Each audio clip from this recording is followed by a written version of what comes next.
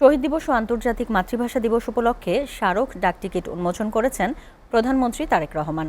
রাজধানীর তেজগাঁওয়ে প্রধানমন্ত্রীর কার্যালয়ে এই ডাকটিকিট উন্মোচন করেন তিনি। দায়িত্ব গ্রহণের পর শনিবার প্রথমবারের মতো প্রধানমন্ত্রীর কার্যালয়ে অফিস করেন তিনি।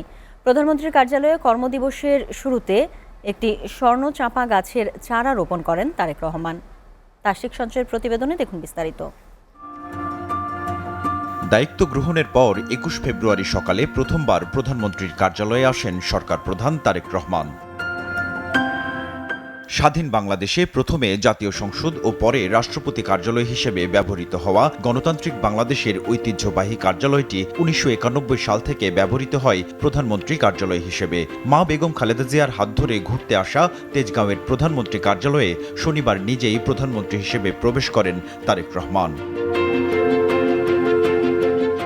কার্যালয়ের আঙিনায় রোপণ করেন চিরসবুজ খ্যাতি পাওয়া স্বর্ণচাঁপা গাছের চারা। সহকর্মীদের সাথে নিয়ে দোয়া কামনা করেন দেশ ও জাতির জন্য। কাজের টেবিলে বসার আগেই ঘুরে ঘুরে দেখা করেন কর্মচারী কর্মকর্তাদের সাথে। মহান শহীদ দিবস ও আন্তর্জাতিক মাতৃভাষা দিবস উপলক্ষে স্মারক ডাকটিকিট উন্মোচন করেন তিনি। পরে অংশ নেন সংক্ষিপ্ত বৈঠকে।